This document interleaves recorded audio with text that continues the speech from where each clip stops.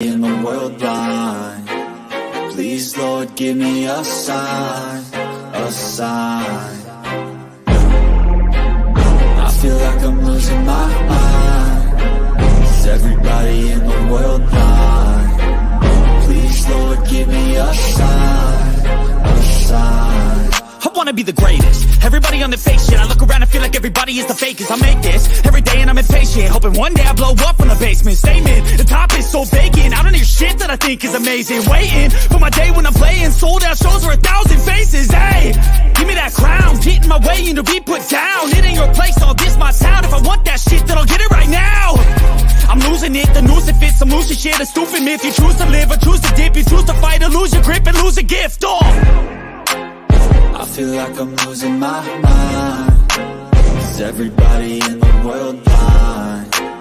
Please Lord give me a sign, a sign. I feel like I'm losing my mind. Is everybody in the world blind? Please Lord give me a sign, a sign. Yeah. There's no mercy in this world, just hunger-thirsty persons in different versions, each new update, that shit worsens. Why? Pull back the curtain and you'll see the different vermin. We all have different burdens that all seem to cause disturbance. Yo, so do me a favor, don't treat me like a neighbor. Don't need the different flavors of your problems just to savor. I've got my own issues, I need a comb to get through. Don't need to groan with you, just go get your own tissue. I feel like I'm losing my mind. Is everybody in the world blind? Please Lord give me a sign, a sign. I feel like I'm losing my mind. Is everybody in the world blind? Please Lord give me a sign, a sign. That's it, the end of the song. Next time you'll sing along. Trust me, there's nothing wrong. I just need to carry on, cause society's a myth put there to make you sit. Listen to what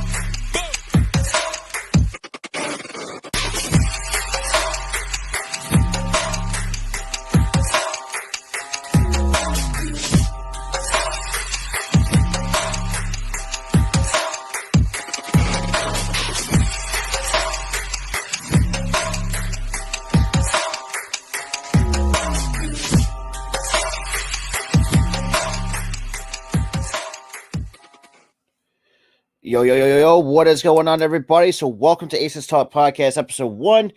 Obviously, kind of self-explanatory, surrounding all things Las Vegas Aces news, post-game recaps, all that stuff. But before we get to it, if you guys are new, make sure you hit the like button, make sure you hit the subscribe button, and, join my special guest for the first time in quite some time. What's good, Jake? What's going on, man? How are you doing? You excited to start this new year? I'm excited. I mean, after what I saw in the short sample, just from what I've seen so far from last year, I mean, kind of give me your thoughts on that. I mean, how do the ladies look, or is there some things that the Aces could work on or clean up? Well, I think, going back to last season, what a hell of a ride that it was for the beginning portion of it. I think Becky Hammon has really, she's found the identity of what the Aces are.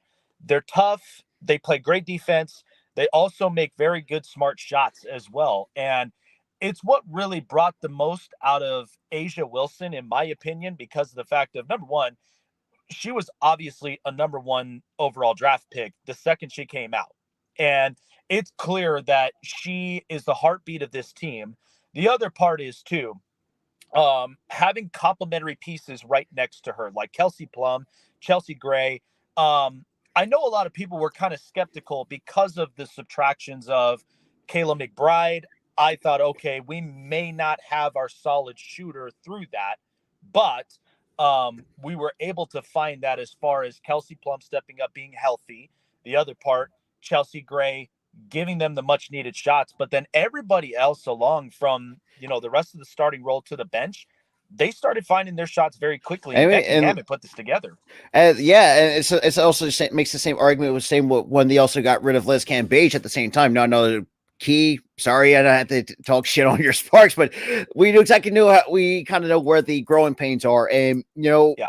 It just for me, just like Becky Hammond. Now, like I said, I mean, I know people had their mixed reactions with the WNBA for sure, man. I mean, Kelsey Plum is one of my biggest, one of her hugest fans because, for someone like UC Porter's like a 6'1", 6'2", for someone like Kelsey Plum sitting at under 6 foot, it can still beat you in so more ways than one. It's like she kind of gives me what Tyrese Maxey is for the 76ers, kind of that energetic spark plug. And it's just like A'ja Wilson. Yeah, I mean, got to give credit to Dawn Staley where credit is due. I mean, you got Leah Boston coming out. I think this coming year at the same time. It's just like, it's like like I said, I mean, no one gives Jackie Young a lot of love though. Like she's like those quiet types, like the quiet type of shooter. Like no one really seems to really talk much. Like she's just there, kind of doing her thing with the team. Yeah, I think she kind of acts as more of like a ghost for this roster. Like, because opponents, they think they haven't seen the most out of Jackie Young yet. They have no idea what they're kind of seeing, what they're going to get from her. But she's very good productive-wise. I think she's kind of that stabilizer that really kind of helps with this roster. And when it comes to fast breaks, when it comes to leveling, when it comes to the perimeter shots, and at the same time, you're needing to contribute any way you can, offensively, defensively. I think Jackie Young's really done a great job with it, even if it feels like the production level does not seem to be very high or right at the levels of like what A'ja Wilson does, but she contributes in any way that she can. She's that team player force that I think would really, really works for how dangerous the Aces team looks like. I mean, it's just like from what we saw. I mean, now granted, like I'm the kind of person that when I did this Aces games last year, I'm not the typical person to get frustrated. But where the thing that rubs me the wrong way, how the fuck do you blow a 25-point lead against the Chicago Sky? That still annoys me. Mm-hmm. No matter how many times I say it or kind of break it down, so it's like, what happened? Like they were like, oh, we're up 25 something, and then just completely shit the bed from quarters 2 through 4. It's just like, what the hell just happened? Yeah. I mean, the toughest part is that, I mean, with a 25-point lead, and now, mind you, you are talking about a tough Chicago Sky team as well. They found a hole that the Aces, unfortunately, just exposed themselves to. They weren't able to put their foot on the gas for that period, so they kind of left the foot off, and that's where the Sky were really taking advantage of those opportunities. So it's like both those teams, I do see them walking into next season, they'll both be just about in the same pages because ultimately, I mean, some other wild card teams as well, like the Seattle Storm, I think in some other ways too, the Connecticut Sun, we've seen a couple of spurts from them as well, but it just seems like it's just running from two teams in this league, the Aces and the Sky. Yeah, it's just like, and like you said, going with the Seattle Storm. Now, granted, like you said, it's going to be a whole different look, and now that Sue Bird's no longer there, and I'm thinking to myself, like, this is going to be Breanna Stewart's team. Now, granted, I'll say that, man, but Breanna Stewart was just a thorn in the side during their matchups each and every week that they play. But I'll give them more credit where credit is due. I mean, it's just now with the 40 game schedule, like, it's going to be very interesting. Say, are they because. Even let's say, because now we also have been hearing, talks for expanding. So it's like, I'm really liking what some of these women do. I mean, Teresa Plaisance, a lot of people are not giving her much love coming off the bench. Like, she's very, she's one of those guys. I'm trying to think, how do I want to describe Teresa Plaisance? She's like one of those, one of those key contributors. Like, she's got a decent 3-point shot. I mean, and a lot of times. I said this too. Like the only thing that I will knock on the Aces sometimes, they rely on the 3-ball way too much in certain weeks. That's where I think that kind of brings it down because when we saw when they played like actual really fundamental basketball, I mean, we've seen them blow out the Minnesota. We saw them blow out the Minnesota Lynx, the Fever. Sorry, Fever fans, but what the hell just happened to you? Like, how do you go? But like it's just. What do you think of their expectations? Like, do you think they still can reap? Do you think they can repeat, or is there going to be a couple teams that are going to give them a run for money? I think there could be potential teams that'll be, walking into the next season where they probably could give the Aces some competition. Not to say, I mean, the Indiana Fever themselves, like you mentioned, they were in a position where it seemed like things were really looking good. But then the second that they started to expose the writing on the wall, that's where, teams like the Aces, they were just going to maul all over them. But I do think walking in the new season, we've seen exactly what Becky Hammon is and what she can do with this team. I mean, you have to think she's been next to Greg Popovich for years in San Antonio. So she inherits a lot of the defensive mentality that the Spurs have always been known for years, since Tim Duncan and the rest of them. So I think that brings a really good contribution to, as far as a defensive team that is willing to get rebounds, willing to get stops and blocks, and then also stealing the ball away to where they have more time on the floor. So I think part of that is and yes, they got to clean up the 3-point percentage as well. And it's mostly for the ladies who really can sink those 3-point shots. Because if you're overly relying on those, sometimes too, opposing teams will see that and then they'll attack you within the perimeter because they're caring about get the points, get the buckets, and then control the time clock. Because in the end, those are the ones that, those teams will stay strong throughout any type of situation and scenario in the trenches, and they're willing to go past it. And that's what makes tougher teams that way. That's why I think between them and the Sky, other teams lurking in like Indiana, Connecticut, and even Seattle. I know Seattle losing, Sue Bird for, with their entire career, but that's where I think in some parts Breanna Stewart can give you those stops. But that's why the team has to rely on, if the 3-point's not working, go back to the basics. Start distributing the ball, work your perimeter shots, and then control the time clock. Absolutely, and that, like I said, let's go back to what I said.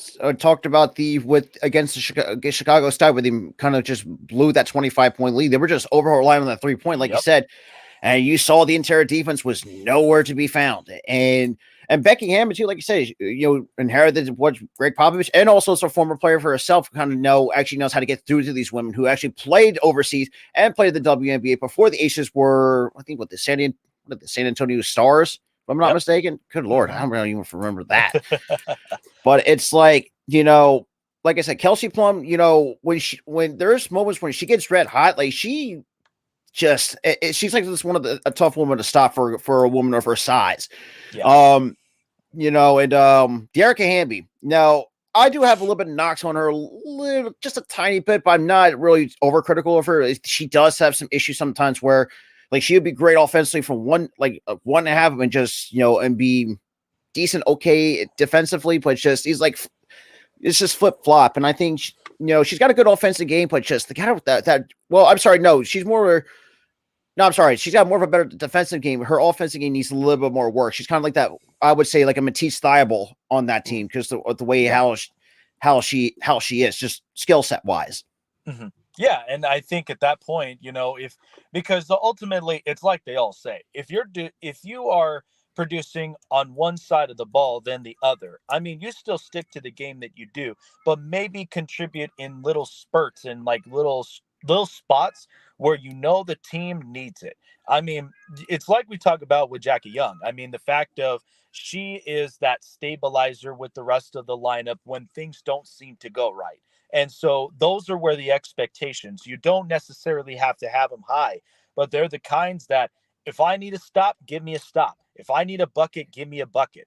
It's that kind of mentality to where even in this position, she's doing great defensively. And the fact of giving the Aces more time on the ball offensively, and then being able to be a stomping force when it comes to opposing offenses trying to score on their defense. So I think in those spurts, when and when the opportunity does come up, and I think that is something Becky Hammon will look at to try to adjust into her game, but hopefully be able to see some of the other ladies like Jackie Young, possibly like Kelsey Plum. I've always said, looking at Kelsey Plum, she reminds me a lot of just she's that kind of Klay Thompson like. You may like it whenever things don't go right with your star Asia Wilson. She's just that complimentary piece that just gives you the points, gives you the time on the floor. And then that's where it helps to kind of get the rest of the team rejuvenated. Absolutely. And it's like I've seen moments where like just her and Asia Wilson are just a dominant duo, Yeah. in that part of that course. I mean, we've seen her like put up like, 80, 90 points combined. It's like I'm thinking to myself like this is like putting on video game type numbers. And Kelsey Plum, for me, like I said, I mean, you could also make the argument it's the same thing. I could definitely see a little bit Klay Thompson in her, and she's got that. It's just that when it comes to like, and I'm going to give University of Washington a lot of credit. At least you produce actually pretty decent, really good players over the years, not just from the men's side, but also the women's too. Yeah. It's just like, it's just like this.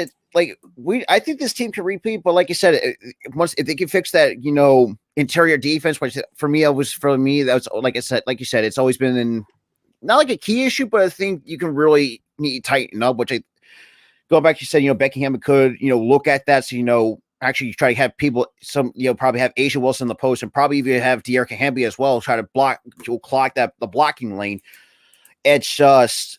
I think this team could be the record could say it could be a lot better than what they had. Now, granted, I mean, they're probably one of the better teams in the Chicago Sky. I can't take nothing away from that with, Candace Parker and company. But, it's just the Aces.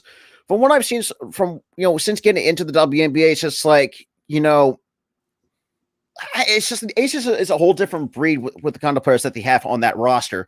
Now, like I said, especially with this attractions, Kelsey McBride. I think she's on Minnesota. Yeah, I think Kayla McBride ended up going to Minnesota just the off season, and then of course, obviously with the departure of Liz Cambage, where I think don't get me wrong, she really did contribute in some defensive ways, but I do think that there were some things to her game that kind of left as a little bit of a liability. And I think that's where the Aces were like, well, we can't have that happen, especially in times where like most situations get crucial. That's where you really have to be that kind of wall on defense where you can't allow the buckets to be scored, but at the same time, you can't allow a lot of opportunities to get opened up, whether it's on the wing, whether it's on the perimeter and such. So that's where I think they made that big adjustment. And it was at this point, after winning the championship, it was well worth the risk. It was very risky at first, but then it eventually started to pan out. Yeah, I agree. It's just like, and I looked at this, most of Hammond's starting lineup, it's mostly she went with a small ball lineup, which, like you said, a lot of time in basketball, sometimes it may or may not work because of that, because that's one of the biggest risks. But unfortunately, with how the Aces they got this much talent, Asia Wilson, Kelsey Plum, Teresa Plaisance, hell, even Sydney Colson, no one, I think she's probably the most criminally underrated bench player that they have. With Kirsten Bell, just to name a few, they got a really good bench. But I think they could be a lot better if they could add at least one or two more pieces. Now the question is, who could that be? I'm not entirely too sure. But the one question I wanted to pose is like, when Becky Hammon arrived with the Aces, like how much did her impact kind of just really turn because it seemed like a different culture shift. Yes, it really did. I noticed the feeling of that once I've seen how much that these ladies were going on a roll and how determined that they were.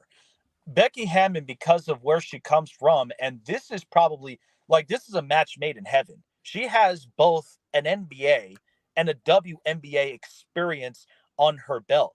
So when it comes to the competition that is approached in the NBA level, think about how much that can contribute in the WNBA. I mean, that's massive.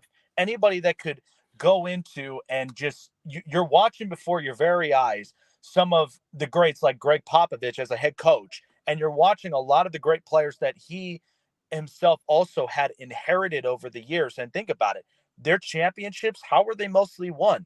based upon great defense, and they had the right shooters all around them. Now, everybody can make a case of, was Kawhi Leonard's presence really like the biggest thing that got the Spurs over the hump? I can honestly say it could go both ways. But at the same time, you saw what the Spurs had inherited, and that's what Becky Hammon was willing to she was willing to experiment and bring over into a new town like Las Vegas. When this franchise first was established, we knew that this was going to be a really interesting team, to where they bring in all these different ladies from all different parts of the WNBA. Then it's bringing in the rookie, A'ja Wilson. It was determining, could this possibly work? So now it may have been a rough first year for them, but they were slowly trying to find their connection. They were trying to find their identity. The previous head coach that they had, I don't think he was a bad coach, but I do think that there were some spots in it that I think he should have adjusted better. But now with Becky Hammon in the middle of the helm, you're now starting to see they're playing harder. They are now starting to open more opportunities, both offensively and defensively, and they're not giving up on plays. Like, you're just seeing that even from other ladies like Dearica Hamby, and even for Jackie Young, and maybe even for the next person coming in. She's gonna learn and establish with what it means to be a part of this Aces franchise, and the type of level of play and determination. I think anybody, whether drafted or free agency, they're going to come into this locker room and they're going to love the chemistry. They're going to love the hard work ethic, exactly with what this Aces team brings together. So it was like, think about it, the first time the Aces been to the finals. They were without Kelsey Plum. That was a massive hit for them. So it's like, imagine it if she was healthy. Now we finally saw that last season, to where she contributed in the big way. And that was what led to, well, think about how many more championships this franchise could win with Becky Hammon and with those two duos and the rest of the complementary pieces all in their lineups. Absolutely. And it's just like, looking back at it from what I've seen, it's just like, even with, I'll get the Connecticut Sun their due. They've been, I would say, a thorn, but they've been one of those scrappy teams at the WNBA that kind of give the Aces a lot of fits. And same with the Storm. And, Seattle Storm, it's really good to see them actually have some sort of basketball in Seattle, because it's been, quite some time. And we're still waiting for the Supersonics to come back. Yeah, absolutely. And, it's just like the Aces. This is why I think a lot of times too, I think Becky Hammon's proven that, if you're not going to have a woman as a head coach, then screw it. Then I'll prove, and she's proven it to have that capability, as from a player perspective, and also probably one of the greatest head coaches of all time in the NBA, and Greg Popovich. And It's just like the fact that, you have A'ja Wilson, 2-time MVP, 2-time defensive player of the year. You have a coach of the year and Becky Hammon, like you have all these complimentary pieces, like, what's not to like? And now, granted, we've seen at times, and I've seen, like, especially in the postseason last season, where Wilson was going up, but Plum was kind of struggling. But the next person up was Chelsea Gray, and we've seen what Chelsea Gray can do in that next woman up mentality. And like, she's as one of the Bulldogs. Like, she is rough and tough as they come. Especially with this Aces team. Like I said, and with Chelsea Gray, or not sorry, Chelsea Gray, but Jackie Young, she's just there. It's just like, a lot of defenses are not going to really see her. And we've seen a couple instances where in the postseason where she has cooked most opponents, especially if there was a wide open three. Like, she can cook you with the defenses are not knowing that she's there. Because usually most of the time they're just focused on 4-on-5 type of basketball. And that's just the way that I'm really liking what this Aces team has really brought to the table, and showing what Becky Hammon says, let's just, and who knows? If the way that the Aces have won the championship, I wouldn't be surprised to bring more attraction to Las Vegas sports wise. And think about it this way, because I think there were about 2, if not 3 down games that A'ja Wilson had during the postseason. There were 3 of them. And think about the performances behind that. And I think if A'ja Wilson had a bad game, I think, what was it? Out of the three, I think there was one where the Aces lost. And that was where I think they really had to regroup. They really had to see exactly what are we struggling at and how can we get Asia back into her prime? How can we get her back into her game that she's always been so dominant on? But that's where it took a lot of the teamwork. It took a lot of the next women up mentality. And it took a lot of, you had to contribute both offensively and defensively, whether I need a stop or I need a bucket. And I think that's where, when you see the determination and you see the juice, you see the spark, I think that's where, because that next game, that was where Asia finally dominated. She was literally seeing as to how the electric play from the roster and everybody all on the floor, how that was now starting to spark up. And like, what happens? A player goes down, you got to find ways to pick them up. And that was exactly where it picked up Asia Wilson, and she just started going off. Then she literally looked like the MVP type that we've seen her play all year long. That's where I think all of that, the chemistry, the juice, that was exactly what the Aces needed. And it sure enough prevailed for them, winning the first ever championship into Las Vegas. But you're right, though. I mean, seeing that kind of chemistry, plus seeing the type of gameplay that the Aces perform and how Becky Hammon really handles her ladies. I mean, I almost think of like how and she recently passed the Connecticut, the UConn head coach. She was so dominant with women's college basketball until and she had a goal. She had an assignment, and that was always the same similar assignment that she always taught all these young ladies getting ready for the WNBA. This is our formula. And that's how Connecticut has been so dominant all throughout the years. And there still are some women's basketball programs that they're getting better over the years. So it may not only be the dominance of Connecticut now. So now there's about 3, possibly 4 programs that are starting to creep up. But through those times, she was just absolutely dominant. And I thought she was exactly the role model for a woman head coach, as somebody that, regardless of gender and whatnot, she had a mentality of, if you don't execute this, this is what's going to happen. And every one of her ladies on the lineup all played with her type of blueprint that she left on the floor. And as long as you were able to execute those plays, that was what was going to build leadership. That was going to build chemistry. And I think you're seeing exactly the same thing with Becky Hammon. And I think that's what's really going to influence a lot of other potential women head coaches, not even in the WNBA, but possibly in women's college basketball as well. At some point, depending on it for the NBA and what their standpoint is, I think at some point you may potentially see a woman head coach in the NBA.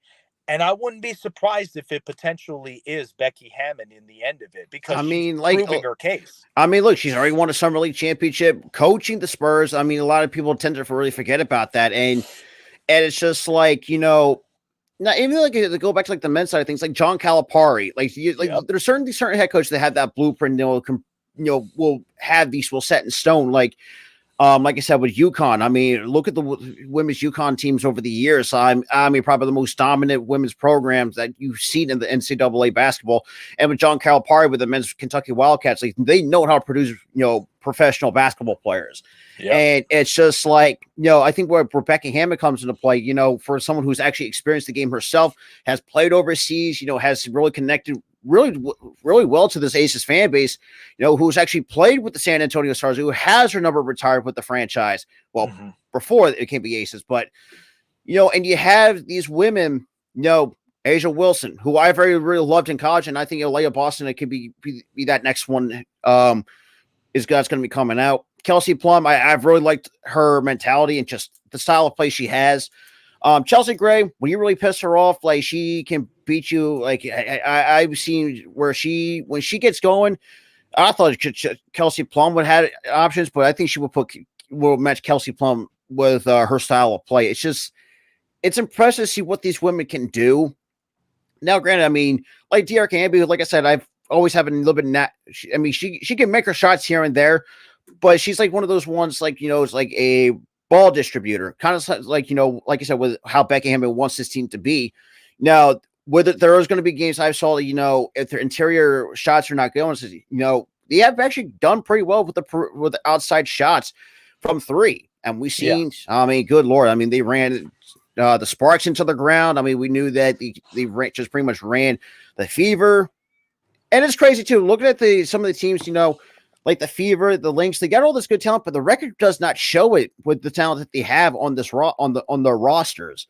And it's like, and the Chicago Sky, like I said, not taking nothing away from them, with Candace Parker, Courtney Vandersloot, who I think is for criminally underrated. I think people never give her love, and just a lot of it's just it's crazy. Like people, look, I know, like I said earlier, people do have their mixed emotions on the WNBA for as long as time has progressed for the last 25 years.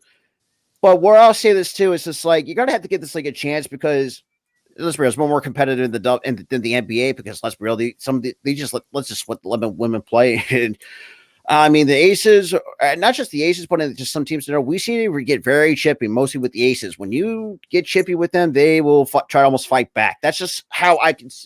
Well, I think what Becky Hammond was kind of really brought into that locker room. She's like, when things get tough, and we've seen at times, when they struggle in the first half, they'll come out firing in the second half. It's like, I don't, like I said, when I did some of the games, it's like, I don't know what was said in the locker room, but whatever Becky Hammond has put together during halftime, it's really shown to put on pen on paper. Yeah. And I think what's also developing, especially in a sports town like Las Vegas, we saw this with the Golden Knights when they were the first team that put their foot on the ground in this city. And I think what it comes down to is, and what Becky Hammond really does display, if you've got the heart of the team, you have the heart of the city on top of your shoulders as well. And I think that's exactly what had happened with the Golden Knights in the first year. Now, granted, I've always said that the Golden Knights in their first year, I would say it was a fluke, not in a bad way, but because of the fact that they had the city on their shoulders, there was high expectations, but they really put together of saying hockey belongs in Vegas.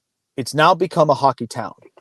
In basketball, I think at some point, because you're seeing the WNBA now, after winning a championship, and also, too, even in the previous years, it was building for a championship moment like what happened last year. But you're eventually going to see an NBA team really make their mark here. Now, depending on whether or not it's a relocation or if it's an expansion, whatever the case may be, they're right in line.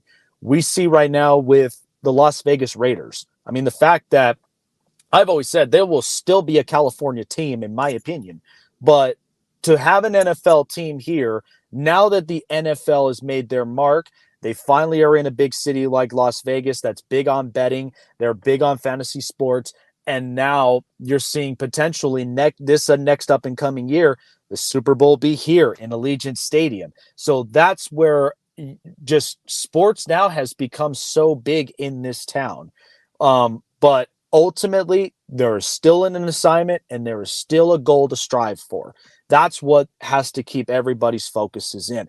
Right now, the Golden Knights are playing real good hockey. And depending on whether or not, will we see the first ever Stanley Cup championship in Las Vegas? Time will tell. But as long as they are executing the assignment, they're staying focused, and they are showing the dominance from both, on the court and let alone off the court with what they do, and I think that that's exactly what Becky Hammond has displayed with these ladies. We see this sometimes too with the Golden Knights. How classy do a lot of these players look like sometimes when they go on and off the ice? They know there's an assignment. They know that even in a town like what they call Sin City, there's times where your head might get too big in this city. But as long as you're staying focused and you're staying with things, that's what makes you not just a good player, but a great player in the long run moving forward. Yeah, and like I said, go back to the chemistry. I mean, I would. You've looked at the social media, like you can see, just like these ladies had this like a tight friendship type of bond off the court. It's just like, like this is something that a lot of times, and like I said, with Vegas, I mean, we kind of see, people. It's almost like I said, it's called Sin City for a reason. Like I said, it gets your big tier, it gets in your head, which we have seen, some off the field, off the court issues, whatever. But like I said, this assignment has to be done. Looks like we saw the Golden Knights take care of it. Now the Aces done what they need to do, but they still got a lot more work to do. It's just like these ladies right now, like Asia Wilson. I mean, especially Asia Wilson, Dearica Hamby, and Kelsey Plum. You cannot tell, because for me, the way the kind of vibe they kind of gave me, obviously they're like actual like sisters. It's the way that they're coming off with that kind of bond that they have, and same with the rest of the with the team. Like there's like that one big family. They're all like. And we've seen at times, during like halftime interviews, like where Kelsey Plum said, yeah, like, we're struggling, like, if we're struggling the interior, like, we got to fix that, like we've seen, your key players actually point out where some of their issues, where their weaknesses are. And we've seen it time and time again, they actually improve on that each and every week that the game was played. Now, especially now it's a 40-game season. That's going to be very interesting to really look at. Now, with like it's going back to what I said about the expansion. Now, the question is, like, where is this really going to affect the WNBA, or should that going to be adding more competition, especially for the Aces? And, if they do decide to expand the league? I think it's adding more competition. And I also do think, too, it's kind of adding a little more of an exposure to the WNBA because of the fact that there are more games involved. Now, I mean, think about it. How many times will we watch, like, as far as our television media, there are times where they may end up scooping up on some WNBA games from here on out. But imagine what this expanding of the games will be with the level of competition that's coming out of it and the exposure. That's going to be something that's going to be well worth the television watch. And I think that's where getting all those broadcast networks to really look inside and out of what the WNBA is. I mean, think about it this way. Not too long ago, I was at a restaurant with my fiance, and everybody all tuned in to the inaugural year that men's lacrosse now is in Las Vegas, and how tuned in we were on that. So imagine that now with the exposure of the WNBA and how this is starting to really build itself to where it could be the next big thing. With now Las Vegas being on the map, I honestly do think at some point when it comes to expansion, get Philadelphia on the map. Get Philadelphia on the map. But the fact that now the Sixers have been around for years, and you see how competitive the town of Philadelphia really is. If you could get them, maybe potentially, Pittsburgh at some point. I mean, either one of those two in Pennsylvania. I mean, that would really give more television exposure too, because they're great cities. They've got great fan bases. They've got a lot of heart. It's tough. I will say, there's a different narrative around Philadelphia, but I think it also applies to the fact, even with the Aces too, there's always that one. Like it's just like, if you don't live up to like especially like with how the Aces are, I mean, they actually really executed well above their standards. Yeah. Now, like, it's just one of those things. It's like, if you're going to play, say in a city like Philadelphia, like we have certain standards for you to meet. And like I said, I mean, it would be nice to have Philadelphia to have a team, but it's just like, I'm not kind of hesitant on it, but it's just like, we have players come and go over the years. Just sometimes they don't handle the pressure of playing a big market, like like New York, Pittsburgh, Philadelphia, Las Vegas. Well, we've seen most players actually play really well in terms of kind of big market with the market that Vegas brings. And well, here's what's kind of funny. If you think about it, that if Philadelphia does have their team, could you imagine what the recruiting level would be if they're looking at programs like Villanova, like Connecticut, like several other programs in the East Coast? I could see that potentially happening.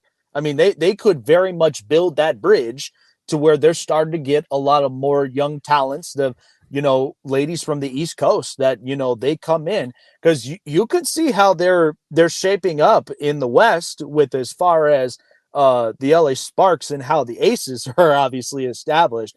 But as far as the East Coast, I could see where there could potentially be a really good market for Philadelphia there. I mean, look, like you're saying, go back to like what you said. I mean, you also got a team like the New York Liberty. A lot of times, Yep. they got most of their, from what I saw, the most of them from the East Coast, and a couple West Connecticut Coast. Sun, they're starting to play very defensive. Yeah, I mean, with who was the one lady I'm really drawing a blank on? Shit, I'm really drawing a blank because it's just like, because the WNBA, now granted there were some teams that were missing key pieces. I mean, you could tell if you tell like the Phoenix Mercury definitely missed BG. You could definitely see in their style of play. Skylar Diggins-Smith, I'm really liking her. I mean, just like this teams like the and going back to like the Aces, I think this is where I think times, and yeah, I mean, I think Phoenix now, I think you definitely can give a run slightly, because I don't know exactly who they're going to have outside, if Deonna Taurasi is going to resign. That's always kind of the biggest issue. Like, is she going to be the next one to, at least finish her career with Phoenix? Since they do have new ownership, so that's something that I think is going to be very interesting to look at. And with the Aces, it's like, yeah, I mean, yeah, we did have a couple subtractions, but like I said, it was one of the risks. I mean, and putting gambling terms, it was one of the risks that the Aces took, no pun intended, but it was willing to pay off and, brought a professional championship to the city of Las Vegas. And shit, would have been nice to have two for Las Vegas. And it's, as I've said before, because of the fact of they make their mark here in this city. Think about how that now affects other teams like the Golden Knights, like the Raiders. I mean, my only thing is that the Raiders, we know what they've been as an organization. They've been the rebels of the NFL. You've got guys that there are so many distractions. They can't really control themselves. If I could honestly see a team that they think the same way, like Darren Waller or like Max Crosby, where they're very professional, they understand how challenging it is to really cut out all the distraction around you in a town like that and still stay professional and focused. I mean, that's a plus. That's an added plus. That's why I look at the Golden Knights with who they are. I mean, they've got very, very good, competitive, yet professional players that they know with what the task is at hand. And I think, and one of my good friends, and you know him too, from Beantown Breakdown, Bobby, when he mentioned this about with the new year of Bruce Cassidy being as the head coach of this team, he is developing where the last two coaches, from Gerard Gallant to Pete DeBoer, there were times where players were solid, but I think at the same time, they were getting too cute in certain situations. Bruce Cassidy is now bringing a lot of that energy. He's bringing a lot of that toughness to where he's bringing out the best of the youngsters, like Logan Thompson, like Michael Amadio, like a lot of these guys, and they're stepping up. Plus, I haven't seen once a whole lot of fiascos now with Jonathan Marchessault, so maybe that's getting the best of him too. Because there were times in the last two seasons, I thought he was losing his head. He was not staying focused. He was not contributing the way that the Golden Knights have always put together. But with Cassidy in it, I don't know, this is a completely different looking team. I think now they're finding their identity, be tough on offense, stay strong on the defensive parts, and also give your goalie support. Because ultimately, this is what I've always have preached out when it came to either Robin Lehner or Marc-Andre Fleury. Now we're seeing this. So it's kind of the impact that the Aces are leaving. I mean, with the fact that Becky Hammon is tough, she's determined, she has a structure, and the ladies are buying into that. And you could tell from how they are on and off the court. They build that chemistry, and then they know when it's time to go to work, it's time to go to work. Yeah. I mean, even in games, it's like you can see, there was a couple instances where she actually, well, for lack of a better term, ripped it. I think, I don't think who it was. It could have been Cindy Coles or Kristen Belge. I think she tore one of those ladies that knew one. When you fuck up, like, she will let you know. And this is why I think, too, the Aces are kind of like setting that standard, that blueprint, like, if you can, like I said, I mean, we know what the Raiders are. We've seen them for decades at this point. You know, potentially, who knows if the Athletics are going to come in, if they got to have to follow the same blueprint, which remains time will tell. But yeah, I mean, we've seen it. You know, the Aces kind of setting the standard. You've seen the like I said, the Golden Knights kind of following that same blueprint. So, like, you got to be smart, smart on defense. Like I said, give your defensive a chance, and then definitely limit your turnovers, which is something that I think. Yeah. Which I don't really say has not been the biggest issue. Obviously not an issue, but there were times where they turned over the ball a little bit too much than what I liked. But I think it's just like one of the things I think Becky Hammon, for someone who actually has been a player, so, you know, kind of can actually fix that. And, you know, I think the Aces got a good great 3-point shooters and just good talent all around. Now looking at these. Like looking at that, I mean, we saw the Aces, or not the Aces, but the Wings making a coaching change. We don't know exactly how that's going to affect them when the Aces play them later in the month of August. Then we got the Sky. I mean, right now from what I saw on their schedule, the most competitive games that I've seen or could potentially see is the Sky, the Seattle Storm, because I feel like even without Sue Bird, which I've seen the Storm actually function pretty well without Sue Bird. I think someone like Bria, you got Stewart, you got Tolbert, or is it Tolbert? Yep. Tolbert. Tolbert, yep. She's great on both ends of the floor. She's very dangerous. I mean, Brianna January is actually very solid. I mean, they got some interesting pieces in Seattle, which I think could be, for me, if I had to put money on it, and I love the Aces so far. But I think the Seattle Storm could really make a run for it. I mean, they got the talent to do so. It's just, can they put it all together in certain spots? I mean, can they, where we have seen the Storm, especially in the Aces and the Storm of the postseason, where, you know, the Storm just completely fall off. Not say fall off badly, but just you see them like exploit some of the weaknesses that I think the Aces have seen out of the Storm, especially during their time of the regular season, where they just completely swept the season series against them. And and I can honestly see this like a scenario like you watch the Bills and the Chiefs. I mean, you could see how the Bills, when Josh Allen plays, he normally is like that heavyweight fighter where he's giving you those big time uppercuts, he's giving you those big time punches.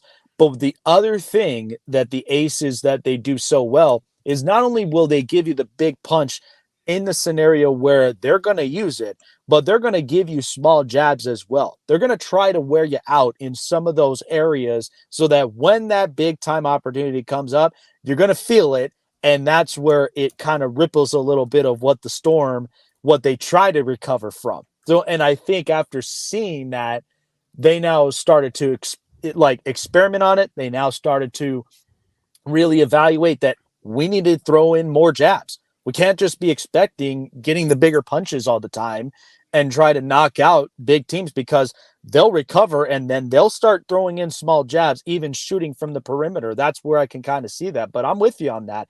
And I can make a case too. There were times where the Connecticut Sun even gave the Aces some of their games. They played great defense. They even had times where if you needed shots from the wing or beyond the arc, there were some situational ladies that actually did sink in some of those plays. And even if it came to, like, they may have struggled up in the perimeter, but it was that all that mental game. So it was all like they were trying to test, what can the Aces do? How do we get into the Aces? Where's their weak spot? They were playing a lot of that mental game. And I do think Connecticut, they can make a good statement this year. I mean, yeah. I mean, you saw it with Connecticut and the Chicago Sky, where the Sky just completely fell apart. Yeah. And it's just like, you know, like people like, and I tell people this too, for like, you know, who watch the NBA. So I was like, look, the one team I think you had to give we know that the Western Conference, I mean, isn't really, I mean, they got what, at least 3 decent teams in the Western Conference. I mean, out of the outside, or at least 2. I mean, the only 2 that I feel like that's only the best out of that conference is probably, like I said, the Aces and the Seattle Storm, because everybody else is pretty much bottom team. Like, I'm not gonna, like I said, I'm not hating on the Minnesota Lynx. I think the Minnesota Lynx is still a good team. they just got to figure like there's like teams like the Lynx and the Fever have to figure out what their identity is, and that's what I feel like. Going back to some what we said about the Aces when they first came into Las Vegas, like what is their identity? And the LA Sparks is more of the team that's in the middle of the pack. That team's a mess. Sorry, Key. they got to clean a lot of things up with the Sparks. I mean, especially with after Liz Cambage leaving, you got the Ogumake sisters, who I think they're very, very underrated players. I mean, they're going through different head coaches. That's just been a complete. I mean, we've seen teams being a complete mess. I think the Sparks is one of those teams. Definitely the Fever, which I'm not going to fault the Fever too much on because they're still kind of finding their footing. Even though I know Gooley, love the man, but the fact that he pulls out the fact that the Indians only has one actual professional basketball championship outside the pay, it's just like, and I really liked what they had. I mean, Queen Egbo. I mean, it was actually pretty decent. I mean, who was the other one I'm thinking of? I'm really drawing a blank on her. But it's just like the way that the Aces, especially with the schedules looking. I mean, they got the Seattle Storm to open up Saturday, May 20th. Yeah, that'll be fun in Seattle. Then they're coming. Now they're back. They're going to be right now. They got to be on the road for 2 games. They're coming home against the Lynx and the Sparks. The Sparks, I don't know exactly what they're going to be doing. Especially with the way that they've been just struggled last year. It's like they went through a different head coaching change. Liz Cambage, for whatever reason, like they terminated her contract. It's been I would say a bunch of question marks surrounding the Sparks, but I mean, you could always make the same argument with the Aces when they first came into Las Vegas. Like, where are they going to be? And like I said, bringing in like women like Asia Wilson, see their bits and pieces in college. What she can bring. Kelsey Plum from the University of Washington. I mean, the fact that they have most of their team is number 1 overall picks. Mm-hmm. I think Chelsea Gray, she was what is it, Connecticut? I think she was with Connecticut. And I think that was too, where that was kind of starting up a little bit of like Connecticut's case. Okay. But it's just like this. I mean, Becky Hammon, like, if you looked at it, I think she has really proven, saying, like, not just men can coach, but even women can show you how good they can coach. I mean, like I said, Becky Hammon, who's Tennessee. Who the hell was from the Lady Volunteers? Who the hell? What the hell's her name? God rest her soul. It's real on the tip. Oh yeah, Tennessee's coach. Yeah, absolutely. Like it's just like you have these coaches, like they set that standard. Mm-hmm. And Dawn Staley, for crying out loud, could actually make a good WNBA coach, but we'll see how time will tell with that. Yeah. But like I said, if Philly does get one, wouldn't be surprised if she does take that offer.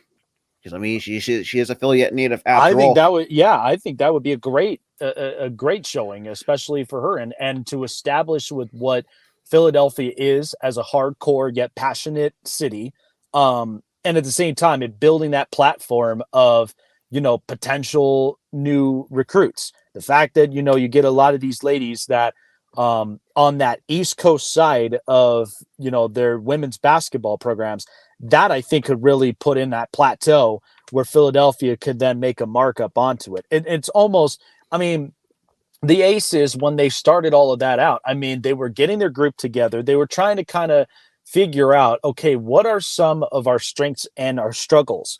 And that's where they were getting a lot of these complementary pieces. That's how they were able to get Kayla McBride. They got Liz Cambage. I think from before Becky Hammon came in, they were really trying to explode on offense. That's where I noticed it a lot. They were trying to contribute more on the offensive play, but when it came to defense, there were some liabilities onto that, where that's where they needed to make the serious change. That's where in came Chelsea Gray. That's where in came a lot of these other ladies to really contribute onto the defensive side like of the ball. Like Dearica Hamby. She's a great defensive piece. Exactly. And I think that's exactly the identity that Becky Hammon wanted to establish, because she's been from a defensive organization in San Antonio, and the fact that she understands what it takes to have a solid defense, because she knows the offense will get on a roll when the defense makes the stops, and they're they're And she and they're taking you know, advantage of the takeaways. and like you said, I mean, this also the fact that she's doing by the old saying, defense wins championships. I mean, look at Yep. last year. No, granted, I mean, their defense has been pretty solid last year. I mean, there were times we've seen them, kind of struggle. I mean, which good team doesn't struggle on the one end of the floor?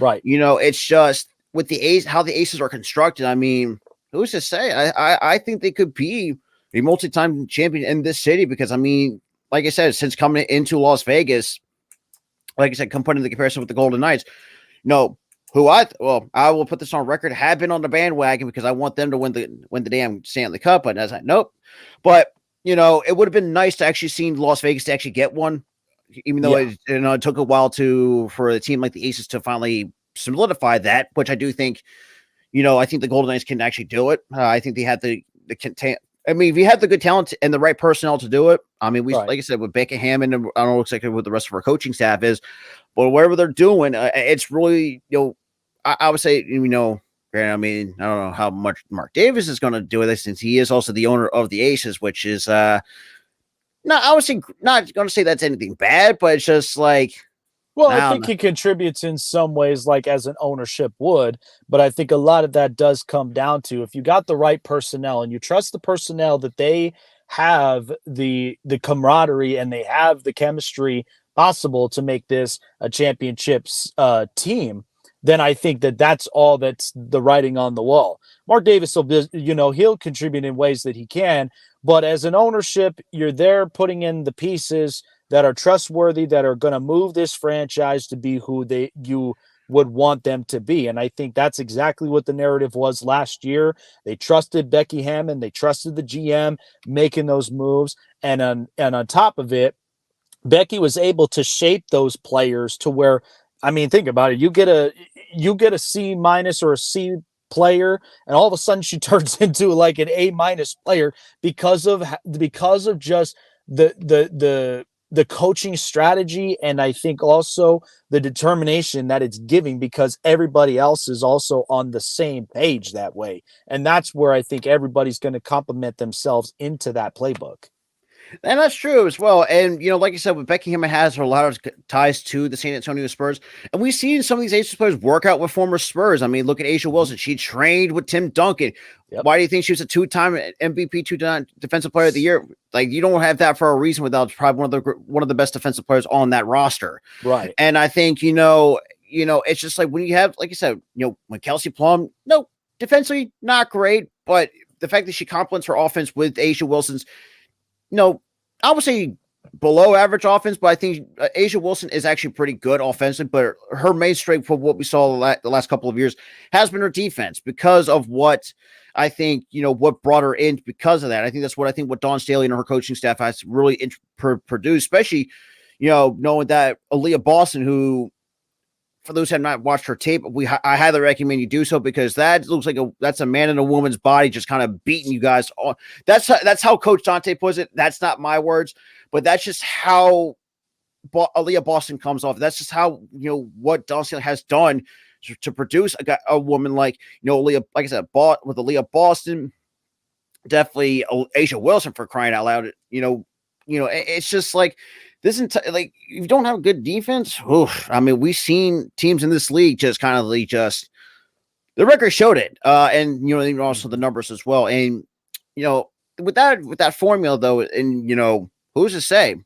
I wouldn't be surprised if going down the road somehow Becky Hammond will bring in someone like Tim Duncan to help be a part of this coach because I think Tim Duncan could be a really good defensive coach at some point in his career.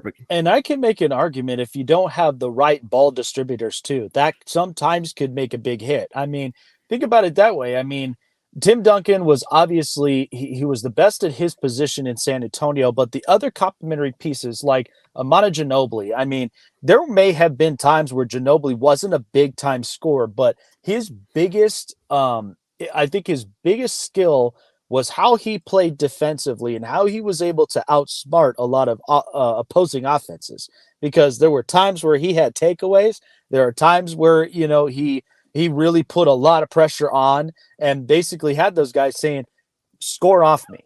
And I think that's too where Ginobili really kind of came around as his identity as to what the Spurs were. And then, I mean, you could kind of say a lot about, Tony Parker as far as being that shooter and as far as being that ball distributor. But I don't know as far as if it's something that I could say is very elite class, because I have seen some spurts in where Tony Parker could at times kind of fall in some of those areas. But as far as with what I can see with Kelsey Plum is, even if she has, some spurts of defense where it's not as great, that's okay, as the fact of she's a real good ball distributor. She can see exactly what's around her on the court side on the offense.